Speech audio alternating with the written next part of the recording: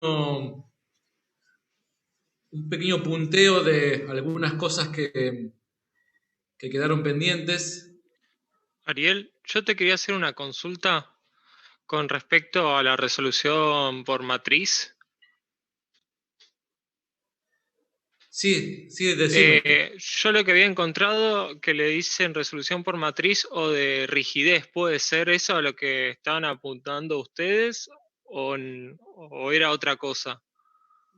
Mira, el planteo básico es como viste que uno de los grupos planteó una matriz hoy. Sí, Bueno, va por ese lado, no lo vamos a hacer exactamente así, lo vamos a simplificar, pero eso se llama método matricial.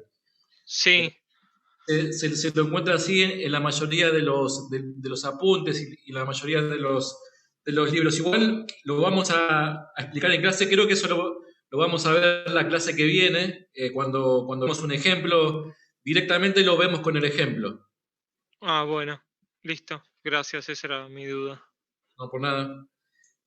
Bueno, vamos a hablar de algunas cosas, algunos puntos importantes para subrayar. La mayoría de las cosas se dijeron hoy y las que no se dijeron vamos a ir completándolas entre esta presentación y la presentación de la próxima semana. Bueno, en principio, como todos bien, ustedes dijeron bien, la gracia de las estructuras reticuladas es que estén solicitadas axialmente, que no tengan momento, que no tengan corte, que tengan únicamente esfuerzos axiles. Eso es lo que se busca, principalmente en este tipo de estructura.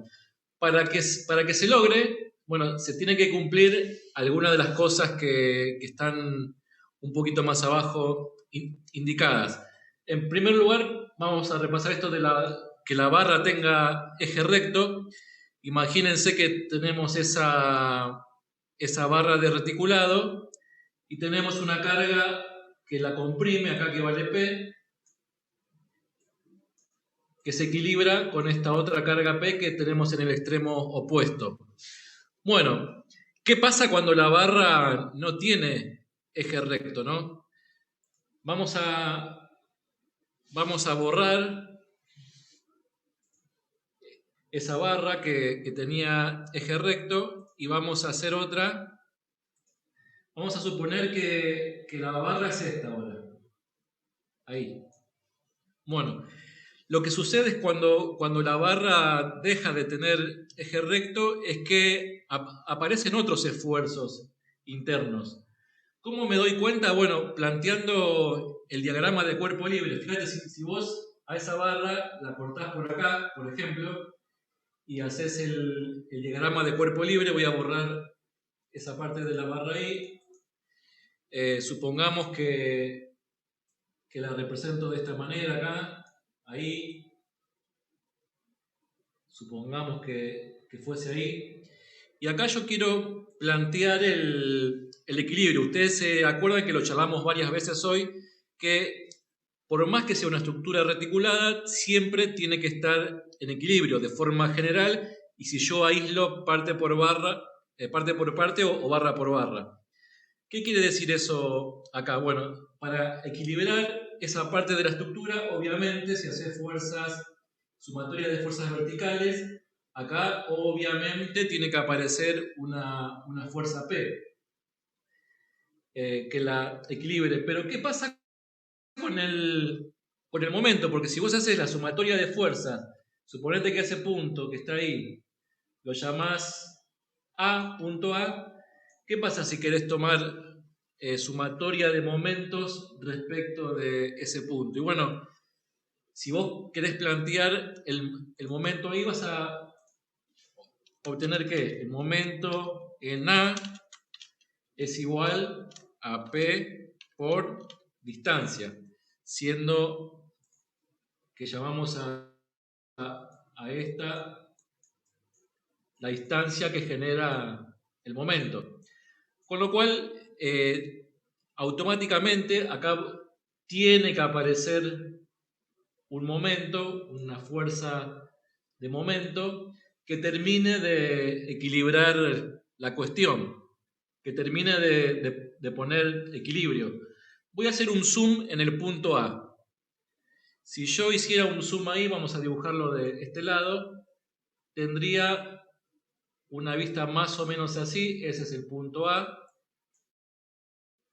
Supongamos que este es el eje de la barra, pero yo ahí estoy dibujando a P.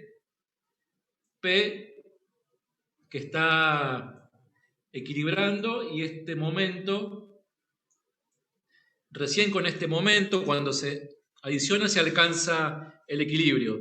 Y esta P yo sé que la puedo descomponer, ¿verdad? Si la compongo según la dirección del eje de la barra, encuentro el esfuerzo normal.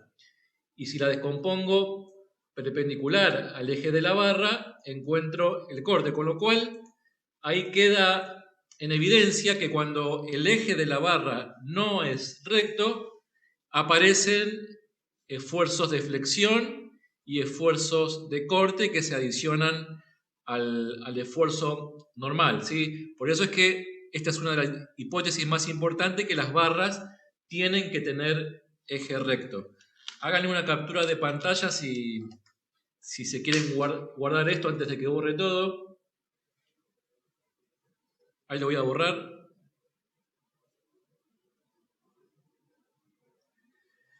Bien. Entonces, otra cuestión importante es qué pasa cuando los nudos no son articulaciones, ¿verdad? Porque los casos que vimos hoy, que a un nudo acometen barras en distintas direcciones. Y lo que hace la articulación justamente es que no exista momento. El momento en la articulación es cero. El momento es lo que termina haciendo que, junto con las otras condiciones, es que se elimina el momento. Si no hay momento, no hay corte y solo queda el esfuerzo axial. Pero ¿qué pasa si ese nudo ahora se transforma en un nudo rígido que restringe el giro? Esos nudos, cuando vamos a CIPE 3D, por ejemplo, el de arriba se llama articulación, nudo articulado, y el de abajo, el que tiene forma de cuadrado, en CIPE 3D lo encontramos como nudo empotrado. Vinculación interior, empotramiento. Bueno, justamente lo que va a suceder si uno configura este tipo de nodos es que, además de los esfuerzos axiales, como estos nudos restringe el giro, tiene la capacidad de reaccionar, así como un vínculo externo, con lo cual puede aparecer un esfuerzo de momento, y si aparece momento, aparece corte. Esta es lo que sucede si el nudo deja de ser una articulación y pasa a ser un nudo rígido, un nudo empotrado. Hagan una captura de pantalla si quieren, que voy a borrar.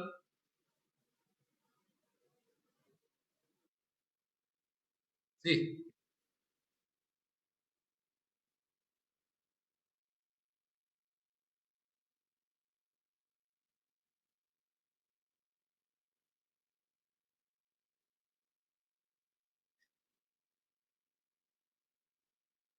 Sí, está buena la pregunta. Ahora, está directamente relacionada con el último punto de la lista. Ahora, cuando llegamos ahí, vamos a hablar un poquito de ese caso. Bien, borro ahora estas anotaciones. Vamos a esta. Las cargas se consideran aplicadas en los nudos. Esta es súper importante. Yo ahora voy a hacer uso de una de las imágenes que usó uno el último grupo recién.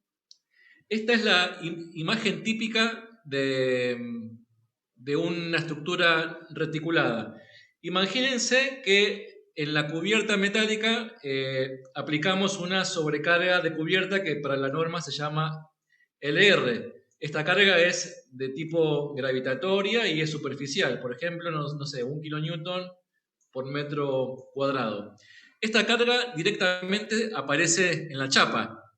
De la chapa pasa a las correas, y las correas, esto es lo que voy a dibujar ahora, las correas lo pasan a la viga reticulada como reacciones en sus extremos. ¿Sí? Repito, la carga se aplica en la chapa, de la chapa la carga va hacia las correas y las correas transmiten esa carga a la viga reticulada en este caso. Si se fijan, no es casualidad que un buen diseño de una estructura reticulada suceda esto, que las cargas caen justo en los nudos. Eso es, o mejor dicho, esa es otra de las cosas que permite que en un reticulado existan únicamente cargas axiles. Si ustedes ven muchos galpones, muchas estructuras metálicas, muchas veces la correa, que es este elemento que está acá, vamos a marcarlo en verde, ¿sí? Estas correas, esta correa, esas correas, muchas veces no caen en los nudos. ¿Y cuáles son los nudos en este reticulado? Bueno, los nudos están acá, ¿verdad? Vamos a marcar. Un nudo estaría acá, otro nudo estaría acá, otro nudo estaría acá, otro nudo estaría ahí, bueno, en el cordón inferior igual. Las cargas están cayendo en los nodos. Si quieren, hagan una captura de pantalla ahí que voy a pasar a la diapositiva anterior.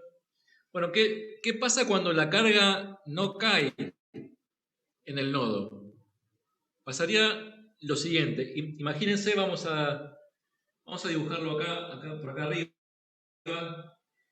Imagínense que esa barra que está ahí es una porción, por ejemplo, imaginemos que es esta porción de barra que está acá, ahí. Hago el diagrama de cuerpo libre. Yo sé que si funciona todo como un reticulado, acá tiene que aparecer solo esfuerzos axiles. Pero si aparecen cargas aplicadas, por ejemplo, acá, ¿qué pasa? Bueno, yo acá tengo que siempre, cada parte de la estructura tiene que estar en equilibrio, por más que yo la analice de forma aislada del resto de la estructura. Tiene que estar en equilibrio, con lo cual, si yo llego a hacer sumatoria de fuerzas verticales, y bueno, acá tiene que aparecer una reacción y acá tiene que aparecer otra reacción. Esto se asemeja bastante, no es lo mismo, pero se asemeja bastante a una viga simplemente apoyada con una carga en la mitad de la luz. De tal manera que si yo hago el diagrama de momentos de esta barra, obtendría un diagrama más o menos así. Como son cargas puntuales, la variación es lineal, ¿no? Es una recta de grado 1. Con lo cual, ¿qué es lo que veo acá? Que cuando las cargas no caen en los nudos, caen, por ejemplo, como esta, que le estoy poniendo en la nube de color verde, sucede que aparecen en la barra esfuerzo de flexión y aparece esfuerzo de corte. Otra vez acá vemos que de no cumplir, al no cumplirse esta condición de que la carga cae en los nudos, hace que deje de trabajar como un reticulado.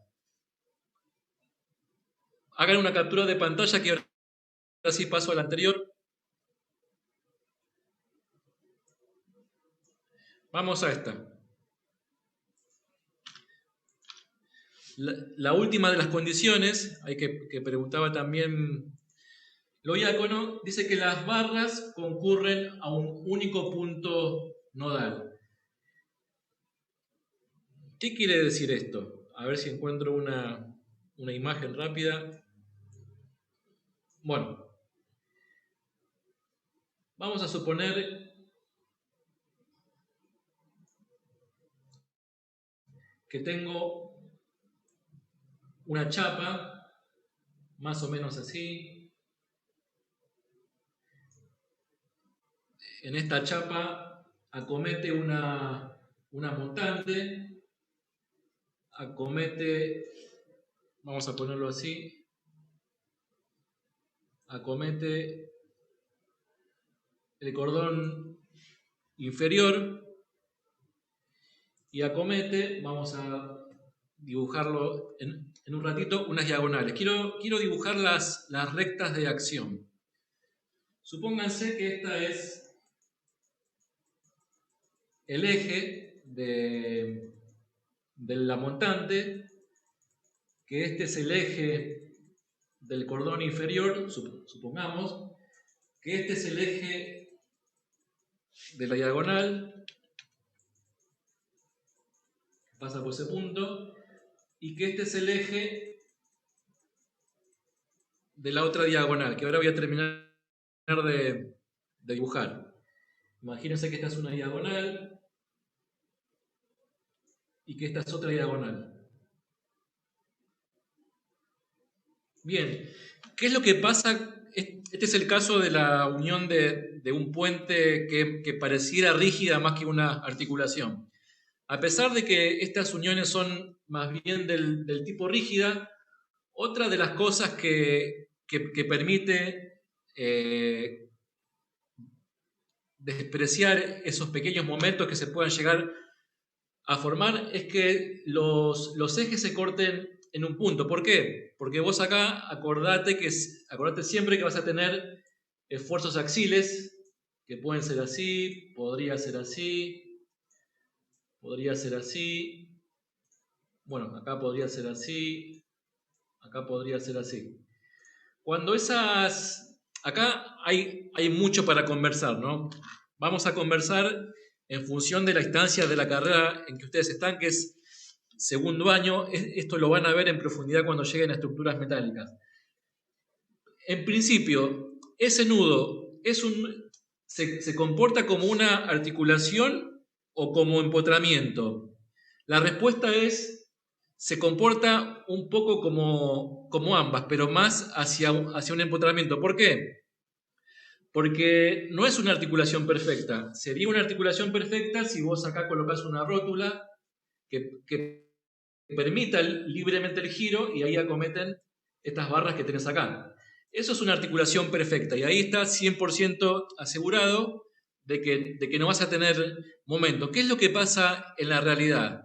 En la realidad lo que sucede es que al concurrir esas barras y cortarse en un único punto, eso sí es importante, se consideran como articulaciones porque cuando vos tomás momento respecto de ese punto dan cero.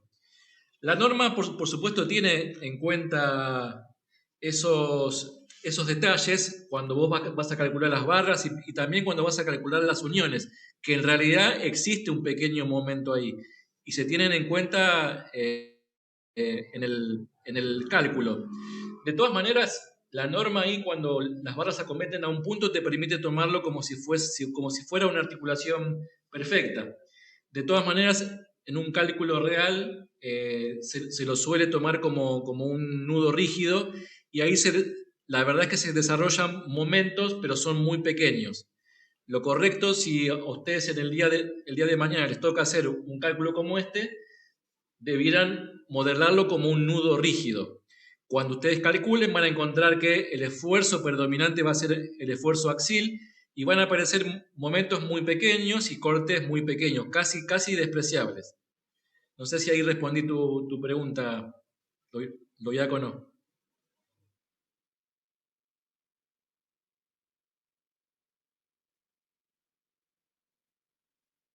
Exactamente. Mira, vamos a borrar esta barra de acá y vamos a suponer que en realidad esa barra, esa diagonal, cae acá, ahí. Cae fuera de la articulación principal. Y bueno, lo que va a pasar acá es que esto se va a transformar como una carga que cae fuera del nodo. Si vos haces el diagrama de cuerpo libre suponete que acá tenés el siguiente nodo, y haces el diagrama de cuerpo libre, ahí va a aparecer esto como una carga N. Y esa carga N, como cae fuera del nodo, hace que aparezca, como vimos recién, que aparezca momento de tramo, corte en el tramo y esfuerzo axil.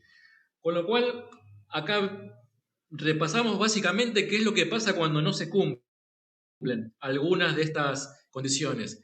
En resumen, si no se cumple una de cualquiera de ellas, no podemos asegurar que el reticulado tenga esfuerzos axiles. Seguramente aparecerá momento y corte además del esfuerzo axil. Hagan una captura de pantalla si quieren a eso, que voy a pasar a otra diapositiva. Bien. Voy a borrar. Vamos a redondear esto que estaba acá como el grado de hiperestaticidad. Esto es importante. Este es el método que hoy explicó el compañero Alvarenga, creo que fue él. Este va a ser el que vamos a utilizar nosotros. ¿Por qué? Porque este método ya les va a servir para cuando lleguen a análisis estructural 1, usan este mismo método, y porque les va a servir también para resistencia de los materiales, que también usan este mismo método.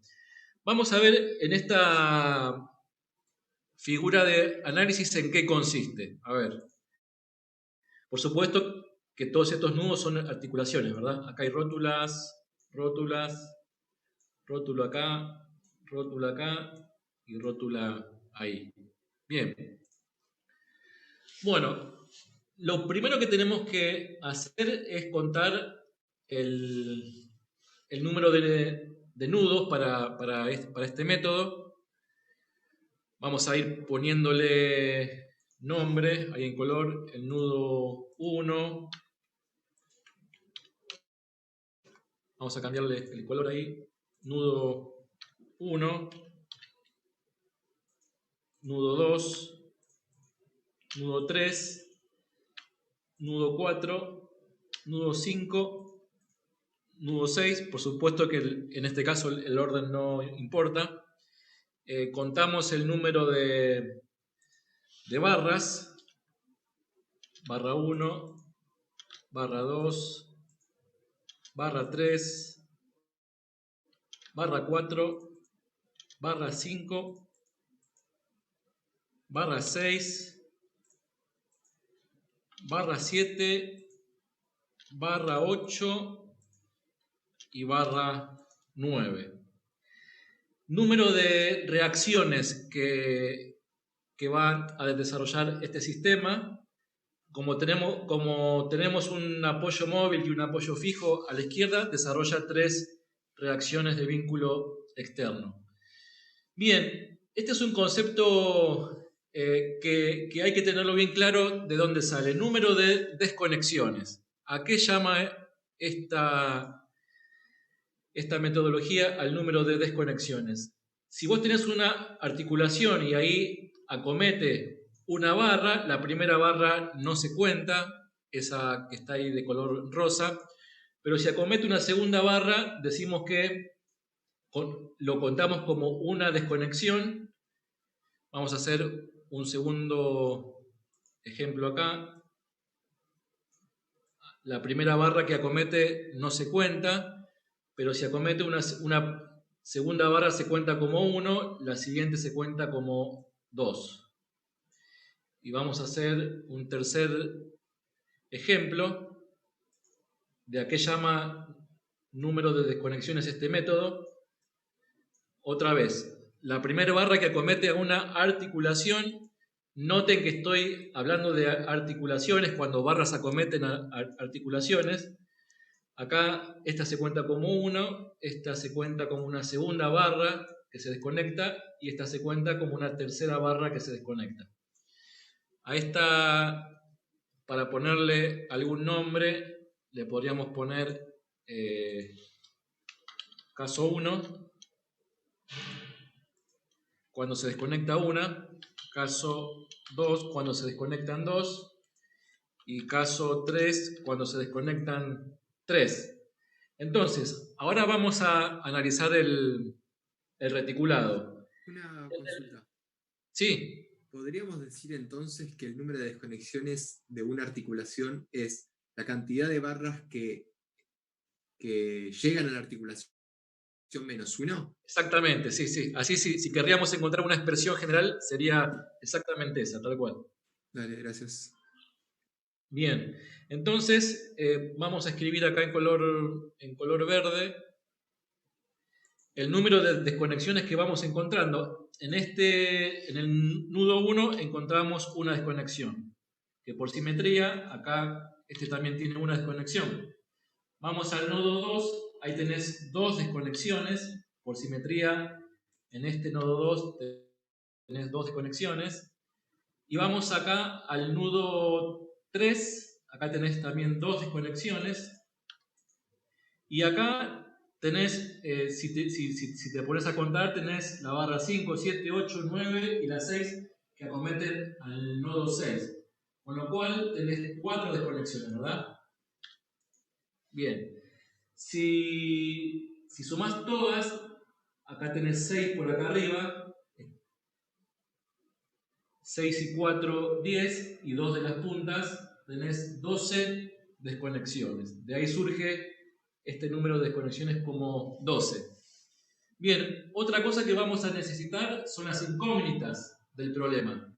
Y esto ya hay una expresión para calcularla, para este método, que es las incógnitas las llamamos I, y es igual a R más 6 por B. Siendo B, como vimos acá arriba, el número de barras. Entonces, R más 6 por B. ¿Cómo surge el tema de las incógnitas? Bueno, justamente son las cosas que vos no conocés. Son los esfuerzos internos o externos que no conocés. Por ejemplo, las reacciones son incógnitas. Vos no sabés cuánto vale la reacción vertical en el nudo 1 o la reacción vertical y horizontal en el nodo 5. Son incógnitas. Ahí ya tenés 3 reacciones de vínculo externo que no sabes cuánto vale, son incógnitas. Por eso es que aparece acá dentro de la fórmula de R más 6 por B. ¿Y por qué 6 por B? Porque este método es bien general, no solamente sirve para un reticulado, sino que te sirve para cualquier tipo de estructura, por eso es que es bien general y les va a servir incluso para analizar estructuras hiperestáticas cuando lleguen a análisis estructural 1. El 6 surge de acá. Si vos tenés una barra cualquiera, voy a dibujarlo por acá arriba. En esta barra cualquiera, no necesariamente los extremos tienen que ser articulados. Como es un método genérico, los extremos pueden estar empotrados de manera que puedan desarrollar un momento y un corte. Entonces, estos tres esfuerzos de un extremo y estos otros 3 esfuerzos del otro extremo constituyen 6 incógnitas por cada barra presente en la estructura. De ahí surge entonces este 6 por B, que se suman a las externas, que son las reacciones de vínculo externo. Entonces, en este caso tenés 3, R es 3, que salía de arriba, 3, más 6 por B, sale de acá. Ahí esto da 57. ¿Ok? Bueno, pasamos al siguiente ítem del método. Ecuaciones. ¿Sí? Ecuaciones. Y para acá, para esta expresión también hay una fórmula para calcular las ecuaciones total que vos tendrías disponible. Se calcula como 3 por nodo, 3 por la cantidad de nudos, 3 por la cantidad de barras. Acá se lo analizan como elementos aislados, ¿no? Vos en un nudo, por cada nudo, podrías plantear las 3 ecuaciones generales de equilibrio. Sumatoria de momento, normal y corte. Acuérdense que esto sirve también para cuando el nudo es empotrado. Por eso que digo, sumatoria en el nudo, podés hacer momento, normal y corte. Si el nudo fuese articulado, solamente podría sumar fuerzas, no podría sumar momentos, ¿verdad? Pero les reitero, este método sirve para estructuras hiperestáticas también, por eso que podés sumar las 3 ecuaciones generales de equilibrio en un nodo, 3 por n y 3 por las por las barras. Y las que se suman por equilibrio relativo son los nodos. Justamente son las desconexiones. Por eso que aparecen sumadas acá. Entonces, a ver, vamos a cambiar de color acá. 3 por n, siendo n igual a 6, aparece acá. 3 por b, siendo b igual a 9, aparece acá. Número de desconexiones, aparece acá. Bueno, y hacemos las cuentas. Resulta que da 57, el mismo número. Bien, ¿a qué llamamos entonces grado de hiperestaticidad total? A esta cuenta que está acá. A las incógnitas menos las ecuaciones. A eso se lo llama grado de hiperestaticidad total. Incógnitas menos ecuaciones. Como resulta ser 0, no es hiperestático, sino que es isostático, ¿verdad? Cuando te da 0, es isostático. Cuando te da mayor a 0, te da 1, 2, 3, siempre números enteros, es hiperestático. Bien, pero este método, la ventaja que tiene es que te permite distinguir entre la hiperestaticidad interna y externa de la estructura. Esa es la gran ventaja. ¿Cómo se hace? Bueno, acá para el grado de hiperestaticidad externa se determina como las reacciones de vínculo externo menos 3. En este caso tenés 3 menos 3 igual a 0. O sea que externamente es isostática. ¿Qué significa R menos 3? Bueno, R dijimos que es las condiciones de vínculo externo. ¿Se acuerdan? Esto lo conversamos muchas veces en el análisis cinemático, cuando las condiciones de vínculo externo es igual a los grados de libertad, esto es isostático. Acá la diferencia es que en esta fórmula se están restando y esto como resultado te da 0, ¿verdad? Te da 3 menos 3 igual 0. Pero en el fondo estamos hablando siempre de lo mismo. ¿Cuál es el grado de hiperestaticidad externo? Bueno, ¿y el interno cómo se calcula? Haciendo la diferencia entre los últimos dos que calculamos. Haciendo la diferencia entre el total menos el externo. En este caso, todo da 0, así que la conclusión es que tanto interna, externamente y globalmente, esta es una estructura isostática. Hagan por favor una captura de pantalla, así pasamos a la siguiente. Ahí voy a borrar. Hagan la captura por favor. Bien. Este apunte obviamente lo vamos a subir, ¿no? Yo acá puse abajo a la izquierda, se ve un enlace a YouTube de la explicación de este método con 2 o 3 ejemplos distintos. Vamos a hacer algún ejemplo más, a ver alguno.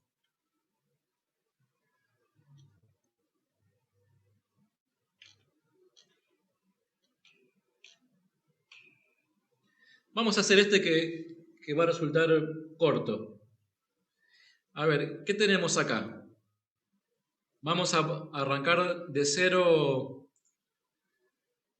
los pasos del método. Primero vamos a indicar la cantidad de nodos. Nodo 1, nodo 2, nodo 3, nodo 4, nodo 5. Pasamos a las barras.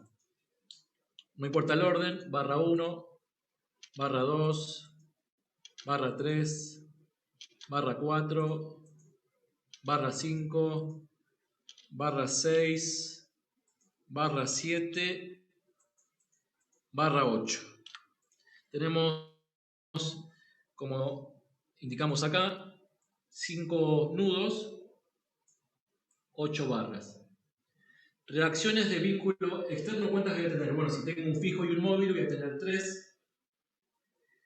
Y ahora vamos a contar las desconexiones. Vamos a ponerla en color verde. Acá, como acometen 3 barras, serían 3 menos 1, serían 2 desconexiones. Bueno, por simetría, acá tenemos otras 2. Voy a cambiar el color. Acá dijimos que tenemos 2. Acá tenemos 2. Otras 2. Otras 2. Y acá, como acometen 4 barras, 4 menos 1, 3 desconexiones. Ahí tengo 4 por 2, 8, más estas 3, 11. 11 desconexiones. Bueno, incógnitas en total, que lo calculamos como las reacciones de vínculo externo más 6 por cada barra. R vale 3. La cantidad de barras son 8. Hacemos la cuenta, me da 51. Ecuaciones disponibles. Era 3 por n, siendo n 5. 3 por el número de barras, siendo b 8. Más el número de desconexiones, que son 11. Bueno, hacemos todas las cuentas, me da 50. Grado de hiperestaticidad total. Entonces, es la diferencia entre incógnitas menos ecuaciones. 1. Yo ya sé que esta estructura es hiperestática de grado 1, pero yo quiero distinguir si la hiperestaticidad está dada externamente por los vínculos o internamente por las barras. ¿Qué es lo que hace esta estructura hiperestática? ¿Vínculos externos o la conformación de las barras? Para saberlo, analizamos la externa. SR-3 da 0. Acá con lo cual ya sabemos que esta estructura externamente es isostática, externamente. Pero internamente, cuando hacemos la diferencia, bueno, nos da 1, ¿no? Nos da 1. Con lo cual es internamente hiperestática. Hagan por favor una captura de pantalla de eso también. Y vamos a seguir hablando de esos dos ejemplos, pero desde otro punto de vista. Miren, hagan la captura por favor, que voy a borrarlo.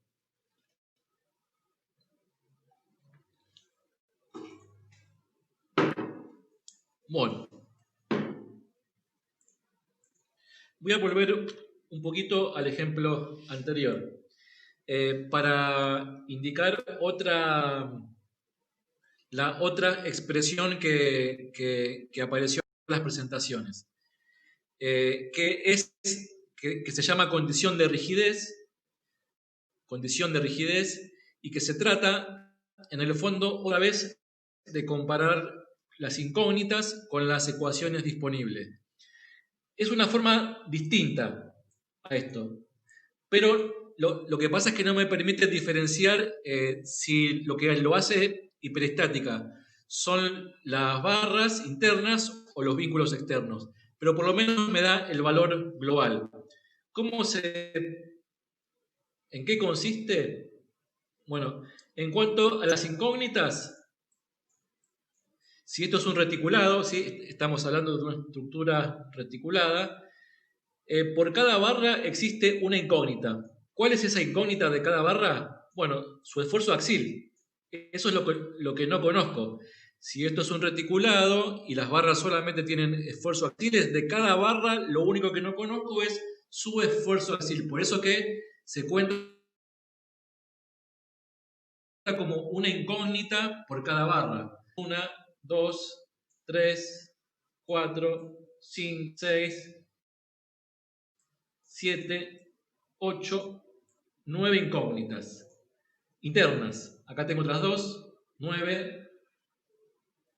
Acá tengo la 10 y la 11, las dos reacciones. Y esta que es 12, la reacción vertical. Entonces, incógnitas tengo 12. Ecuaciones disponibles. Método de los nudos, ¿sí? Ecuaciones disponibles, voy a fijarme en el método de los nodos. ¿En qué consistía el método de los nodos? En cada nodo sumar fuerzas horizontales y verticales, sumar fuerzas en X y en Z. Con lo cual, por cada nodo yo puedo plantear dos ecuaciones de equilibrio. Entonces tengo que contar la cantidad de nodos. Ahí tengo 1, 2, 3, 4, 5, 6. 6 nodos por 2 ecuaciones por cada nodo. Tengo 12. Cuando los comparo, son iguales, significa que alcanzan la cantidad de ecuaciones para la cantidad de incógnitas que tenés. Entonces, a esta condición se la llama isostático. O sea, es lo mismo que decir que su grado de hiperestaticidad global, o sea, este, que estamos acá, es 0. ¿Sí? Cuando hago 12 menos 12, acá te va a dar 0, que es compatible con esta condición. Hagan una captura de pantalla. Pasamos un poquito a la siguiente. Vamos a hacer la misma observación acá. Vamos a contar la cantidad de incógnitas, que son las cantidades de barras. Tengo 1, 2, 3, 4, 5, 6, 7, 8, 9, 10, por las reacciones, 11. O sea, incógnitas, 11. Vamos a ver la cantidad de ecuaciones, que tenía que ver con la cantidad de nodos. Acá tengo un nodo, 2, 3, 4, 5. Entonces, ecuaciones, 5 nodos, puedo plantear 2 ecuaciones de equilibrio por cada nodo, 10. ¿Esto qué quiere decir cuando comparo estos dos números? Que tengo más incógnitas que ecuaciones. Lo reitero, tengo más incógnitas que ecuaciones. Me faltan ecuaciones, para decirlo de otra manera. Entonces, cuando sucede esto, llegamos a una estructura hiperestática. Cuando yo hago la diferencia es 1, ¿verdad? Pero acá lo que sucede es que con este método yo no puedo saber si viene por el lado de los vínculos externos o si viene por el lado de las barras. Sin embargo, en este otro método sí puedo saber. Puedo saber que globalmente es hiperestática de grado 1. Externamente es isostática. E internamente viene acá. Ese grado de hiperestaticidad viene por el lado de los vínculos. ¿Qué quiere decir cuando yo me topo con una estructura que es hiperestática? Lo que sucede es que todavía en esta materia, en estabilidad, no sabemos resolver estructuras hiperestáticas. Recién cuando lleguemos a análisis estructural 1, ahí vamos a aprender cómo se hace para resolver ese tipo de estructuras. Así que por el momento, tengan esto, guárdenlo, en el TP lo vamos a preguntar para lo que planteemos, y lo vamos a calcular siempre con este método, ¿no? Siempre con este método. Y si quieren hacerlo de esta manera, como cuenta rápida, como verificación rápida, lo pueden hacer, pero en el TP de esta manera. Siempre de esa manera. Tengo una pregunta, Ariel. Sí.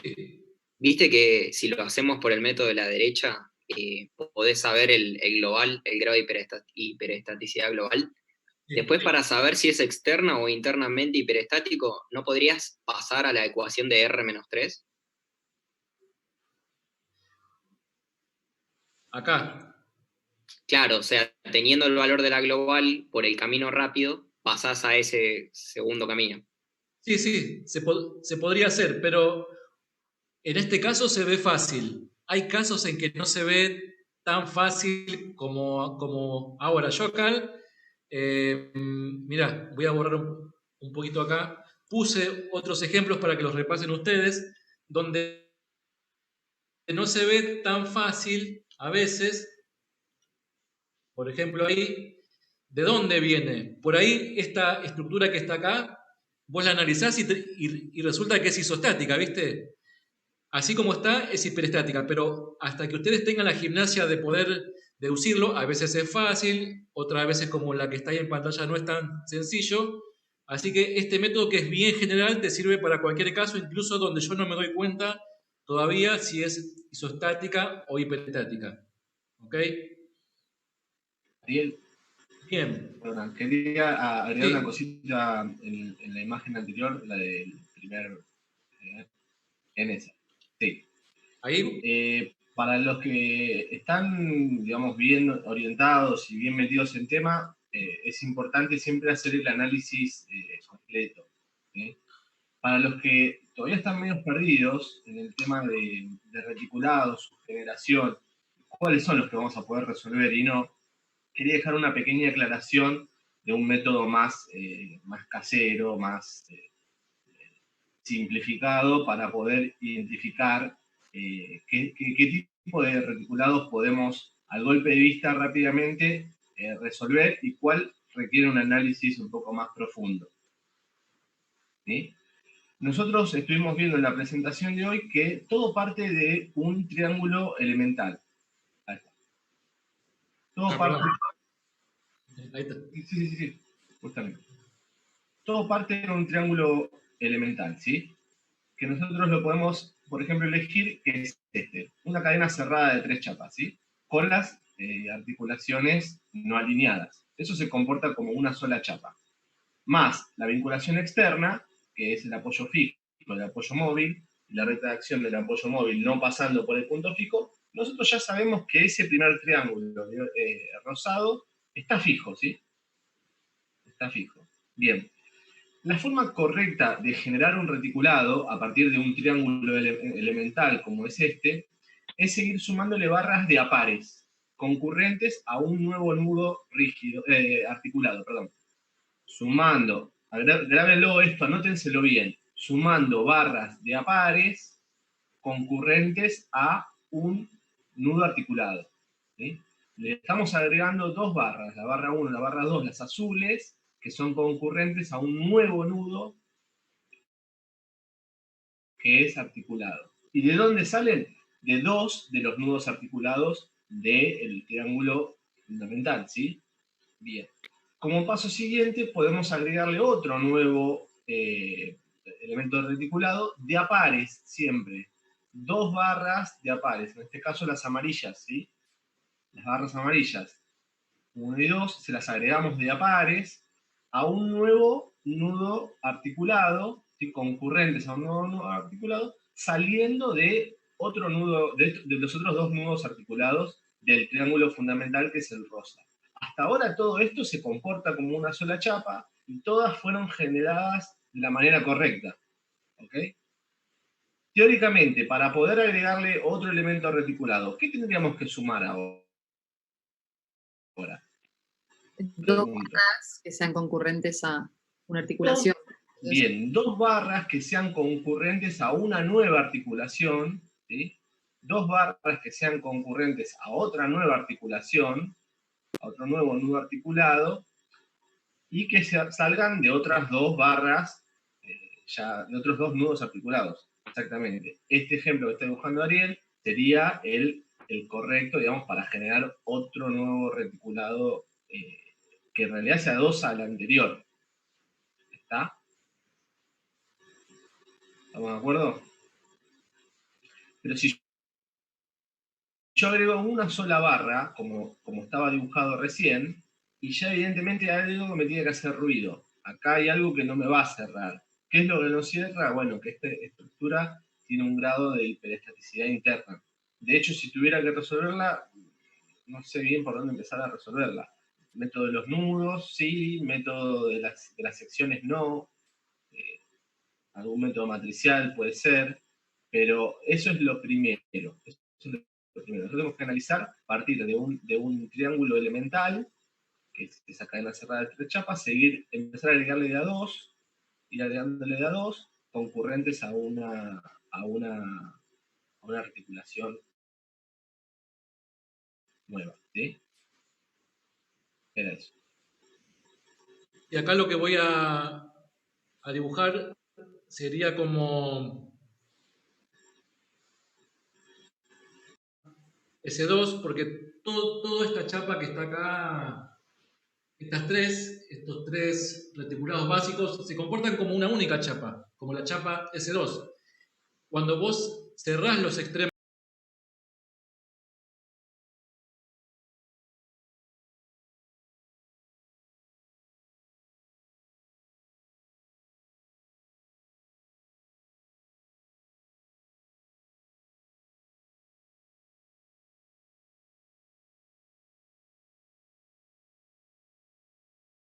este es el caso de ese que estoy enmarcando en rosado, es el caso de una barra que se está traccionando. Esa barra, no sé si ustedes cursaron ya, creo que en tecnología de los materiales se ensaya una barra de acero o de aluminio a tracción. No sé si ya cursaron, chicos, ¿me pueden decir si conocen ese ensayo? Sí, Ariel.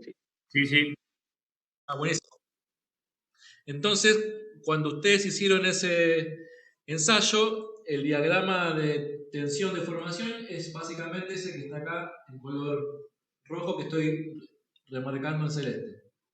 Bien, esa es una condición. Bajo esa condición, esta barra se va a romper, entre comillas,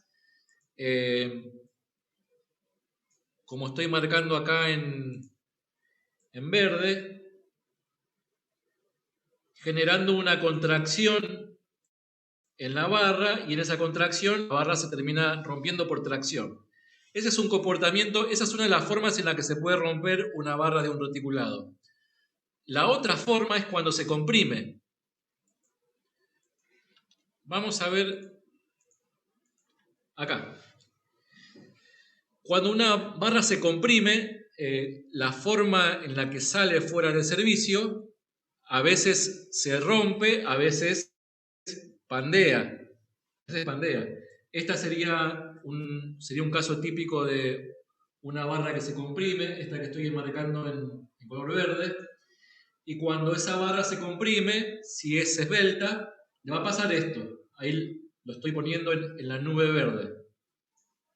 Ese fenómeno se llama pandeo. Esto, si ustedes agarran una regla de plástico y la presionan desde sus extremos, la comprimen, va a pasar que esa regla de plástico va a pandear, generando una curva parecida a esta que estoy marcando acá en marrón, parecida a esta.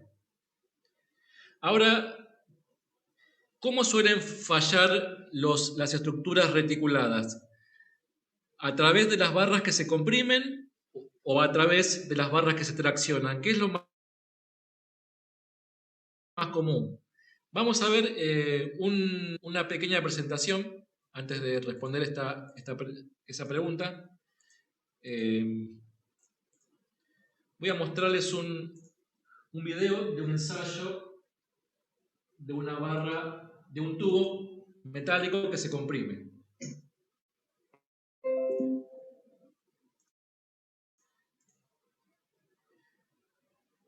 Bien, ahí, este es un ensayo a compresión. Se comprime un tubo de acero, esa es la curva de tensión de formación. Ahí vamos a ver, ahora en el video se va a mostrar la barra, ahí está la barra metálica que se comprime, y a medida que se va comprimiendo, se va flexionando, se va pandeando, hasta que llega a un punto que no puede tomar más carga, esa barra no toma más carga, no tiene más capacidad mecánica de incrementar su carga, y así termina la barra deformada y fuera de servicio. Esto, aunque parezca un ensayo menor, sin importancia, es una de las cosas más importantes en las estructuras reticuladas, en una estructura para que no se caiga, ¿verdad? Quiero mostrarles este otro video de un puente reticulado que colapsó. Quiero que se fijen si encuentran barras pandeadas, barras que pandearon. Obsérvenlo. Observen las barras del reticulado. Quiero que identifiquen a ver si encuentran barras que pandearon.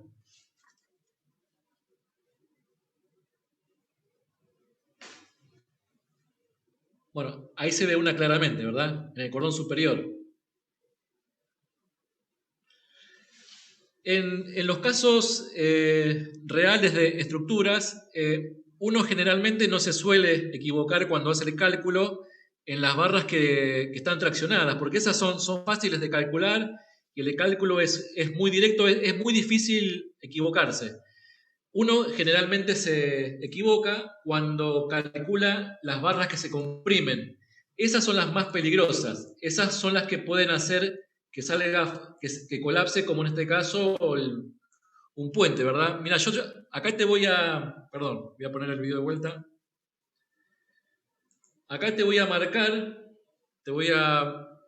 con color.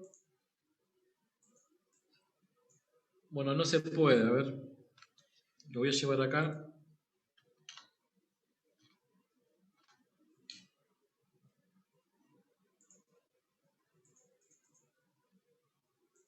Ahí está. Ahora sí, te voy a marcar acá en la pantalla cuál es la que claramente acá provocó el colapso del puente. Esta barra del cordón superior, este tramo del cordón superior, pandeó.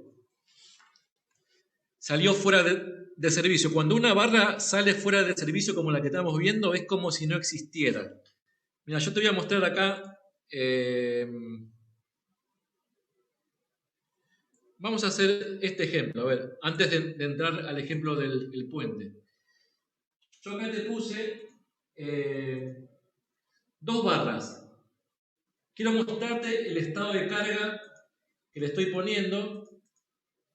A la barra de la izquierda le puse una carga de compresión, ¿sí? La barra de la izquierda, una carga que la comprime en 25 kN. La barra de la derecha, una carga que la tracciona, ¿sí? Esta carga está traccionando a la barra en la misma magnitud, 25 kN. Los dos son el mismo perfil metálico, IPE 80. Este también es IPE de 80, tiene la misma longitud, 2 metros. 2 metros acá. Pero quiero que se fijen que es la misma barra, el mismo perfil, la misma longitud, lo único que hice fue cambiarle el sentido de la carga. Una se comprime y la otra se tracciona, pero en la misma magnitud. Quiero que se fijen cuál falla y por qué porcentaje. La que se comprime, ahí si se fijan dice 106,34%. Eso quiere decir que que superó el 100% de su capacidad. Esa barra como está ahí, no está verificando. Pero fíjense la gran diferencia con la que se tracciona en la misma magnitud, ¿verdad? 21,21%. Eso quiere decir como que hay como 5 veces de diferencia, y 5 veces en este caso, ¿verdad? Hay casos en los que encontraremos más diferencia, otros casos encontraremos un poco menos de diferencia, pero siempre la compresión es el esfuerzo que hay que revisar cuando trabajamos con reticulados, justamente por el efecto del pandeo, que es el que hace fallar a esta pieza. Ahora quiero mostrarles esto.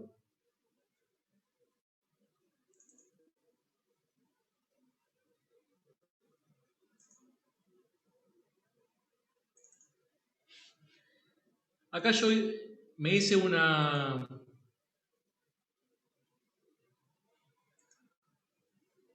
vista, un modelo muy sencillo, parecido al que vimos recién que se había caído, ¿no? Es parecido, no es exactamente igual, pero es bastante parecido. Está apoyado en sus extremos. En sus extremos yo le puse vínculos externos. Acá se ve un apoyo móvil. Acá se ve un apoyo fijo. Bueno, lo calculamos, ¿verdad?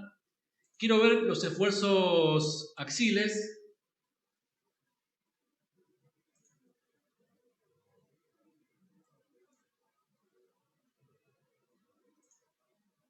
Ahí lo tengo. Bueno, si se acuerdan, voy a poner un poquito esta imagen de vuelta. La barra más comprimida, obviamente, es la que suele fallar primero si todas tienen la misma longitud y el mismo perfil. Que eso suele suceder en este tipo de puentes metálicos. Le ponen el mismo perfil de punta a punta. Y eso fue lo que pasó acá. Pero ¿por qué falló ese tramo central? Porque era el más comprimido. ¿Cómo lo puedo ver? Acá cuando reviso los valores, ahí la compresión es 1800 kN, esta 1687 ya empieza a bajar, baja un poco más, baja un poco más. Acá de los 1800 para el otro lado, como es simétrico, baja 1687.5, baja un poco más, 1350, bueno, va bajando. Evidentemente, este es el tramo más comprimido. Y lo que sucedió cuando colapsó ese puente, ahora les voy a mostrar la otra imagen. Cuando esa barra colapsa, es como si no existiera. Es como este caso que está ahí. Vieron que yo ahí le borré esa barra que ya había pandeado. Ya no existe más, salió fuera de servicio. Y la estructura trata de mantenerse en pie con lo que está. Fíjense cuando yo quiero calcular acá. Acá me dice, esta estructura es un mecanismo, ¿verdad? Esa fue, haciendo un análisis súper rápido y súper simplificado, la razón por la cual se cayó ese puente. Ese puente colapsó porque su barra del cordón superior, que estaba más comprimida, no resistió el esfuerzo de compresión y pandeó. Al pandear ese tramo del cordón superior es como si no estuviese, como si no existiera más esa barra, y el resto no quedó más que caerse al puente porque no tenía cómo sustentarse. Ahí se ve un caso real, un caso práctico y real. Bien, vamos a seguir un poquito más acá. Profe, ¿le paso una consulta? Sí. Esos errores tienen que ver, por ejemplo, errores de cálculo teniendo en cuenta el tema de la resistencia del material que se usó y las dimensiones, por ejemplo, que se utilizaron. Porque estaba pensando que si, por ejemplo, si dividimos el puente de manera de que haya un número par de secciones divididas con las columnas que haya en el puente, por ejemplo, en el medio, como que se distribuiría entre dos secciones como que la mayor carga que resistiría el puente. En ese caso, como que creo que eran 5 secciones, y en el medio solo había solamente una barra que soportaba como donde caía todo el peso una vez que se empezaba a comprimir. Sí, te entendí lo que preguntabas. Intuitivamente, si tenés más barras en las cuales se distribuye la compresión, debería funcionar mejor. ¿Eso es lo que vos querés preguntar? Sí. Bueno, en este caso, no. En este caso, en particular, independientemente si eran 2 barras y siendo la cantidad de tramos pares, esa barra al alcanzar la carga máxima que la hacía pandear, iba a pandear. Podía ser cualquiera de las dos, digamos, por diferencia muy pequeña, una de las dos va a pandear primero, pero llegan a pandear. En ese caso era la central, la más cargada, tenía como la historia dictaminada, ya tenía su destino marcado. En general, este tipo de fallas tienen varias patas. Generalmente, cuando una estructura colapsa es una suma de cosas. No, es muy raro que sea una sola. En este caso pudo haber sido un error de cálculo seguro y también errores de fabricación. A veces también errores en la estimación de carga. Resulta ser que se calculó para una carga, una estructura, y le terminan poniendo 3 o 4 veces más la carga para la que fue diseñada. Bueno, tiene básicamente esas 3 patas, ¿no? Pero siempre es una suma. Por ahí el material que tenían que colocarla tenía que ser de una cierta resistencia y resulta ser que pusieron un material que resiste menos. Esa podría ser otra causa. O lo mismo con las uniones, por ahí para las uniones utilizaron materiales de menor resistencia. Siempre es una suma de cosas, ¿sí? Como para tener una primera impresión global. Ariel, Sí. perdón. Yo recuerdo que el año pasado nos mostraste ese mismo ejemplo y habías comentado que en este caso particular era probable que haya fallado porque justo en el cordón superior, que son dos, si no me equivoco, son 2 perfiles C unidos, faltaban soldar bien, o no sé si es que faltaban directamente unas piezas metálicas que unen esos 2 perfiles C. Creo recordar que habías dicho eso. Sí, seguramente eso es parte del problema. Acá el cordón superior está conformado por 2 perfiles y esos 2 perfiles generalmente se vinculan con una chapa cada tanto. Si yo les muestro acá otra vez la imagen, a ver si se ve acá. Este sería como uno de los perfiles y el otro quedó acá. No estaban vinculados. Eso lo que hace es, todavía le quita más resistencia, ¿sí? Se la reduce prácticamente a la mitad, a la resistencia del cordón superior, haber omitido ese detalle constructivo. Seguramente, o supongamos que en el cálculo hubiese estado, cuando llegó a la fabricación se omitió, y bueno, pasó lo que pasó. Pero como digo siempre, lo común es que sea una suma de factores. No es generalmente una sola cosa. Ariel, te hago una Sí. consulta un poco aparte. Sí. Si el que diseñó el plano hizo bien todo y la persona que tuvo que ir a soldar ahí lo soldó mal o se olvidó, ¿de quién cae la responsabilidad? Mira, en ese caso, la responsabilidad siempre, por otro lado, es compartida. Compartida entre quien por supuesto que no se comparte en partes iguales, ¿verdad? Siempre alguien es el responsable principal. Supongamos que estuvo bien dibujado, como decías vos, el principal responsable es el fabricante de la estructura metálica. Y en segundo lugar, quien debía controlar, el director de obra. El director de obra es el responsable de que se ejecute todo tal cual está en los planos. Es quien aprueba o desaprueba las fabricaciones, aprueba y desaprueba memorias de cálculo, planos. El director de obra es el principal responsable. Es una responsabilidad compartida. Muchas veces sucede que entra también quien calculó la estructura.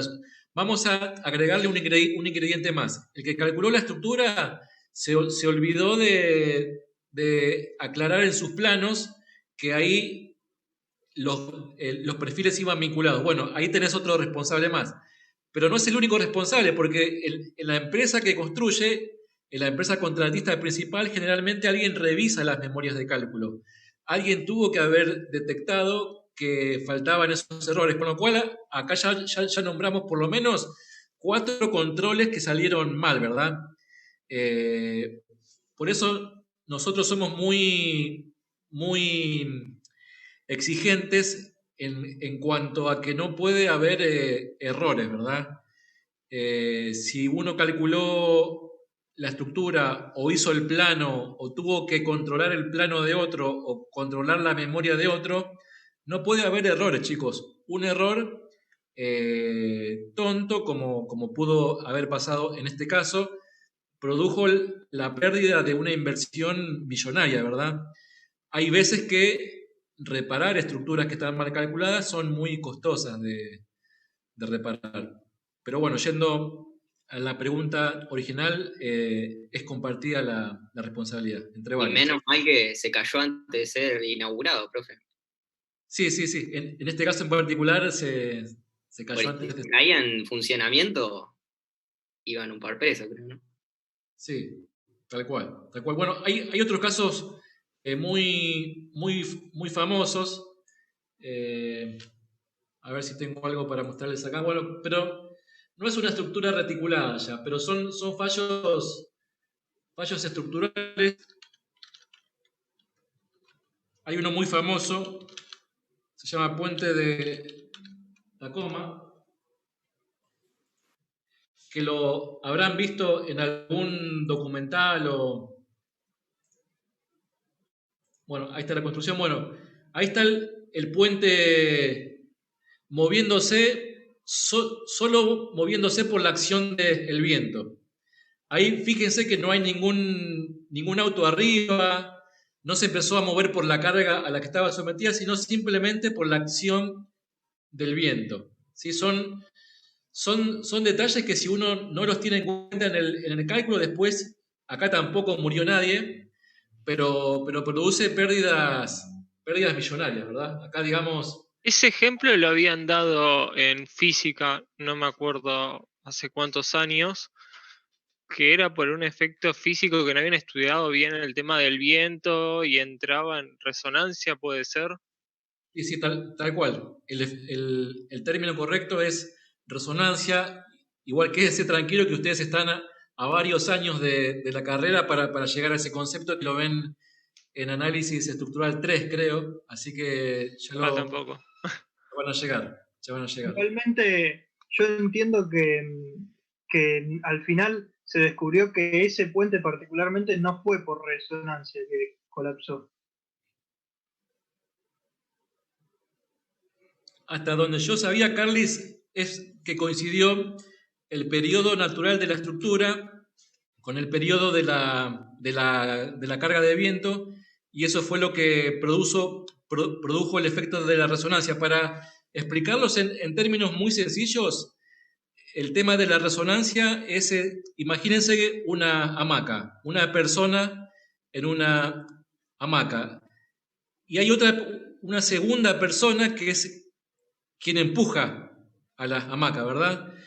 El periodo del péndulo de la hamaca, cuando coincide con el periodo de quien está empujando, supongamos que las dos cosas coinciden a los 10 segundos, por ejemplo, o 3 segundos, el efecto se empieza a incrementar, el movimiento se empieza a incrementar. Bueno, algo parecido, hasta donde yo sabía, sucedió cuando con este puente. Coincidió su periodo de frecuencia natural de vibración con el periodo de la aplicación que aparecían las ráfagas de viento en este puente. Es una coincidencia, la verdad es extremadamente rara.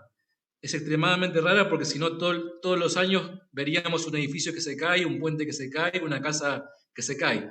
Es raro. Otra situación en la que puede coincidir y que también ha pasado, pero son cosas raras, es con el efecto sísmico, con la carga sísmica.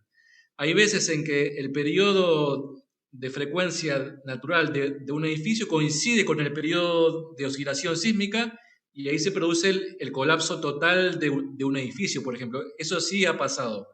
En general, cuando se diseñan estructuras, uno busca que no coincidan esos periodos de frecuencia, ya sea del sismo o del viento, con el propio de la estructura. Pero bueno, acá nos estamos yendo por las ramas porque eso lo van a ver más en detalle más adelante en la carrera, pero está bueno que tengan curiosidad para saber cómo y por qué y de dónde vienen las cosas. Continuamos un poquito con estas diapositivas que quedan poquitas. Bueno, acá tenemos otro caso en donde había una estructura reticulada y una de esas barras, que seguramente la que estaba comprimida falló, salió fuera de servicio, similar al caso que vimos recién en el puente y colapsó. Acá pasa exactamente lo mismo. Acá seguramente alguna barra del cordón superior pandeó y salió fuera de servicio. Bueno, acá ni hablar, ¿verdad? Estas estructuras reticuladas, acá es muy fácil, si uno hace una revisión muy por arriba, de encontrar, por ejemplo, acá esta barra pandeada, esa barra ahí que pandeó. Bueno, hay barras pandeadas por todos lados, ¿no? Acá hay otra más. Bueno, acá hay otra más. Bueno, están por todos lados. Esta misma.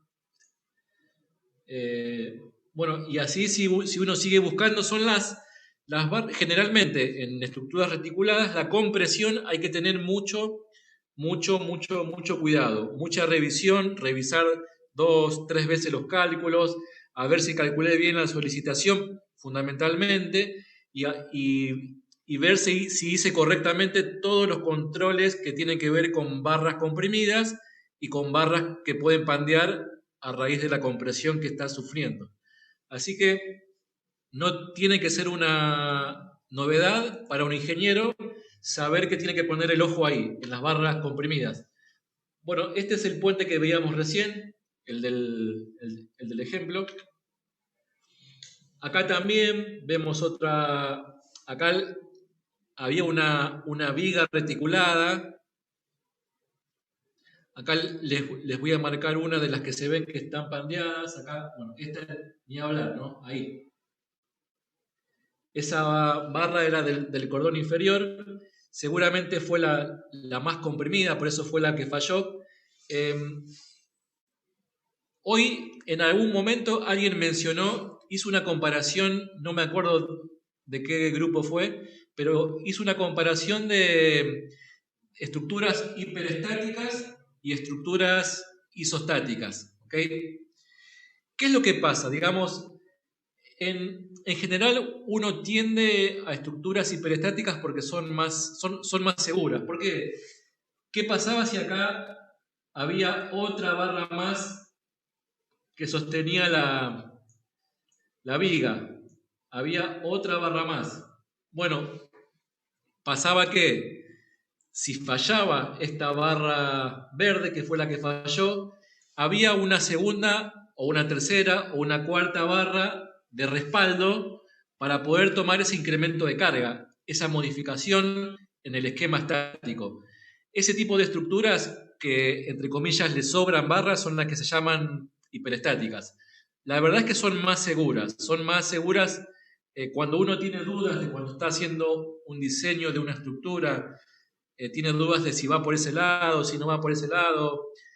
Yo tenía un profesor de hormigón, de estructuras de hormigón, que es uno de los más reconocidos a nivel nacional, que nos decía: muchachos, si ustedes tienen dudas, agreguen barras, hagan la estructura más hiperestática, o agréguenle fierro, como decía él.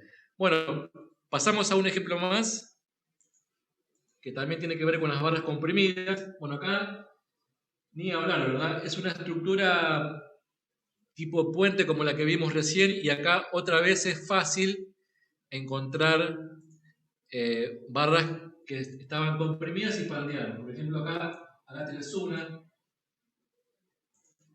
acá ahí en rojo tenés una pandeada. Bueno, acá tenés otra, acá tenés otra más.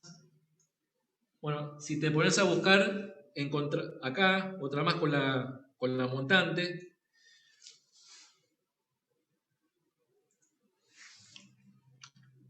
Bueno, esa era la misma foto del mismo puente, que acá se siguen viendo las barras comprimidas que pandearon. Bueno, chicos, vamos a llegar hasta acá por la clase de hoy. Antes de terminar, hoy no vamos a tomar lista, pero me gustaría saber si ya para quedar con aquellos que querían una devolución un poco más personalizada del parcial,